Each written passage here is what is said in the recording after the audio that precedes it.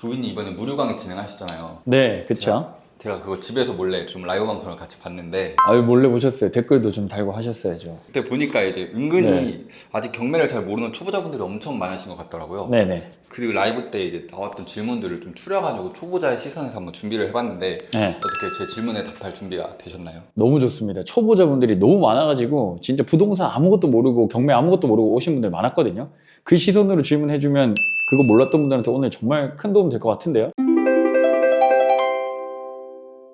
첫 번째 질문이었습니다. 네. 경매의 종류에는 어떤 것들이 있는지에 대해서 은근 많은 분들이 좀 궁금해하시더라고요. 투자할 수 있는 게 되게 많죠. 뭐 빌라, 오피스텔, 그다음 뭐 상가, 그다음에 토지, 공장 너무 많이 있습니다. 심지어 차량 경매까지도 있어요. 교회 절까지도 있습니다. 근데 제가 옆에서 쭉 지켜본 결과 아파트만 하시는 것 같은데 네. 혹시 그 이유가 따로 있으실까요?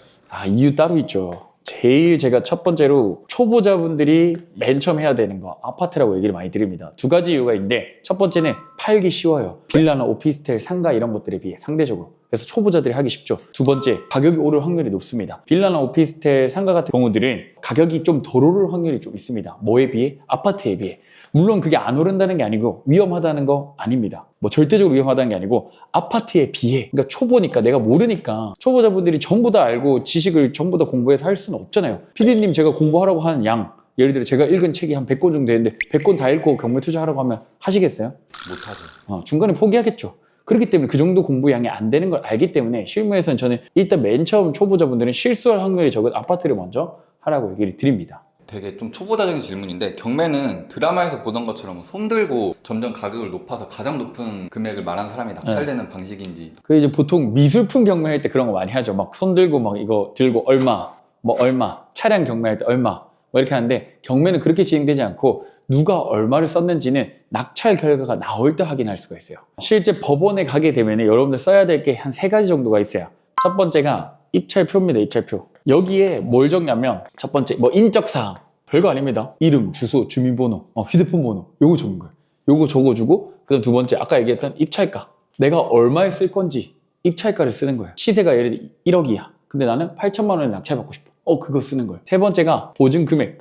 말 그대로 이 경매 물건의 시작 가격의 10% 금액을 적어줘야 돼요. 예를 들어서 이 경매 물건이 최저 가격이 8천만 원이야. 최저 가격이란 말은 경매 시작 가격입니다. 8천만 원을 보증금액을 따로 여기 적어줘야 되고 최저 가격의 10% 금액인 800만 원을 내가 준비를 해가야 돼요. 그게 법원에 가서 여러분들이 실제로 쓰는 거. 첫 번째 입찰표. 그 다음에 두 번째는 보증금 봉투. 방금 얘기 드렸던 그 최저 가격의 10% 금액을 수표 한 장으로 보통 뽑아가거든요. 그 수표 한 장으로 뽑아가는 걸 여기 넣어요. 여기 넣으면서 적는 게 있습니다. 뭐 사건 번호 이런 거 적는데 요거를 적어주시고 그리고 마지막 세 번째는 봉투입니다. 봉투. 요 입찰표랑 보증금 봉투를 여기 넣는 거예요. 이게 봉투가 제일 크거든요.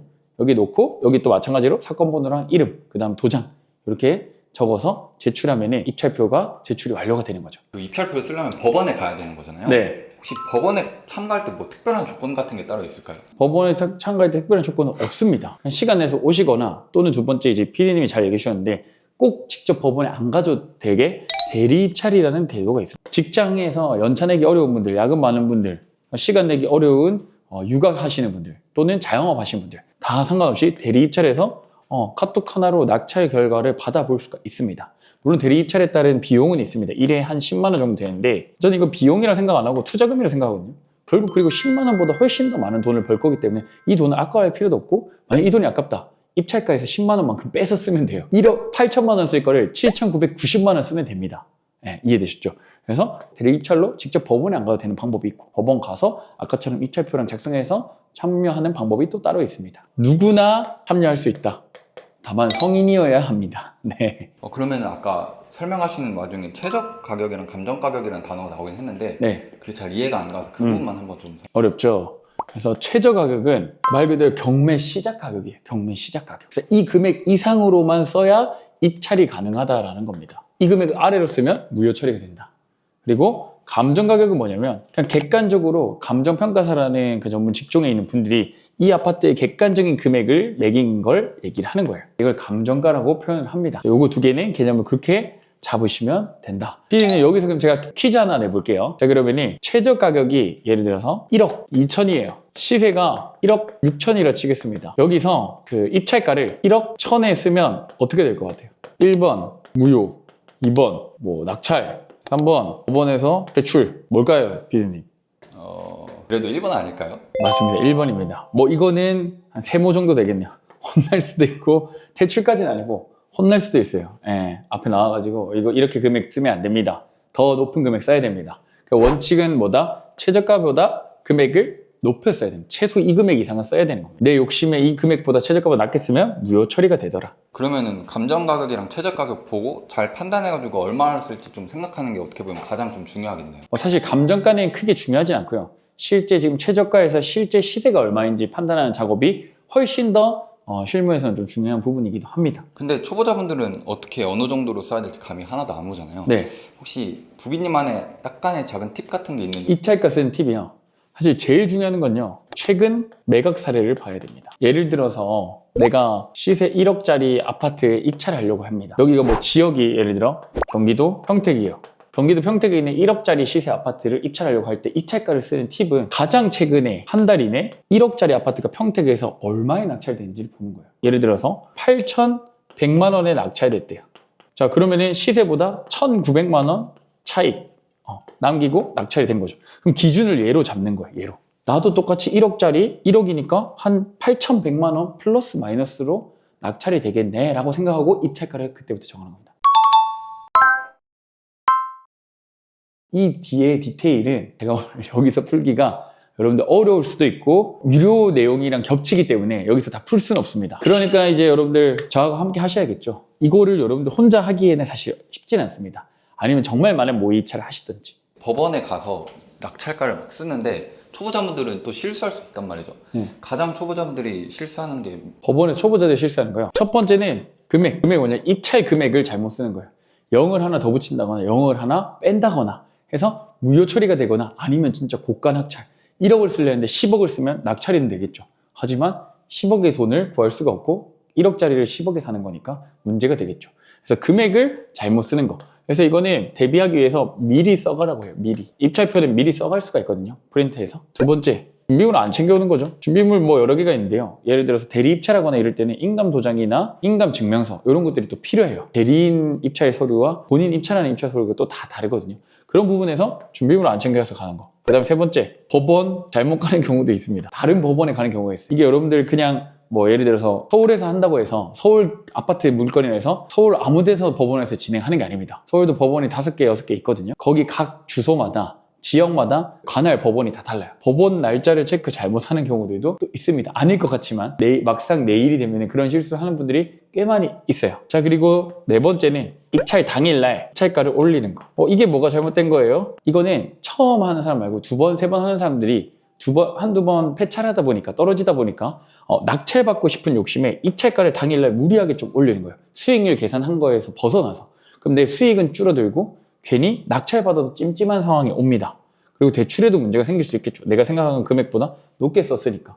당일날 입찰가를 좀 무리하게 올리는 게 가장 또 많이 하는 실수 중에 하나입니다. 그래서 입찰표를 미리 써라고 하는 게 왜 그러냐면 금액을 미리 정하기 때문에. 그럼 흔들릴 수가 없거든요. 당일날 내가 뭐 얼마 더 쓴다고 해서 낙찰 받을 수도 있죠. 근데 그러다가 무리하게 실수가 이제 나오는 거죠. 그런 부분들이 초보자분들이 좀 실수를 많이 하는 부분이라고 보면 될 것 같아요. 네. 그러면은 이제 부비님 말씀 듣고 낙찰가도 다 잘 적어서 낙찰을 받았어요. 네. 그 다음엔 어떤 과정이 있죠? 두 가지가 있는데 해야 될 거는 딱 두 가지예요. 두 가지.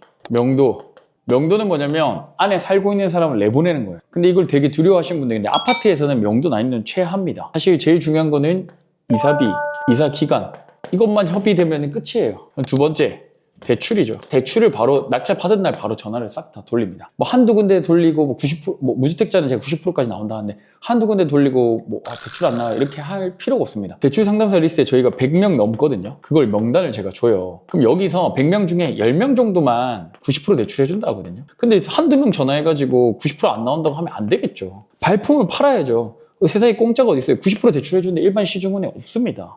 일반매매 70% 대출 나와요. 경매로 못해도 80% 이상은 나오거든요. 근데 90% 받으려면 발품 팔아야 되는 게 100명 전화 돌려야 돼요. 그래서 이 두 가지 내용에 대해서는 나중에 자세하게 한 번 더 찍어 보도록 하겠습니다. 그럼 이제 명도까지 하면은 어떻게 보면 경매의 한 사이클이 끝이 나는 건가요? 네. 명도까지 하고 대출까지 하면은 한 사이클이 끝난다기보다 이제 그 다음에는 매도나 전월세가 있겠죠.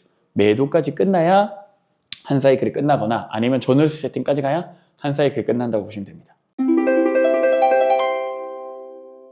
오늘 이렇게 초보자분들은 질문을 좀 많이 받아보셨는데 네. 어떠셨나요? 저는 PD님이 질문 주신 것처럼 이렇게 초보자적인 질문까지 궁금해 하실 줄은 몰랐거든요. 근데 PD님이 질문해 주셔서 그 눈높이에 맞춰서 좀 설명을 드렸는데 어떻게 도움이 됐을런지 모르겠습니다. 오늘 그래도 이 영상이 부동산 경매를 알아가고 싶은 초보자분들에게 많은 도움 됐으리라 생각하면서 오늘 영상 여기서 마무리하도록 하겠습니다. 부비게이터 영상 좋아요와 구독 부탁드리겠습니다. 감사합니다.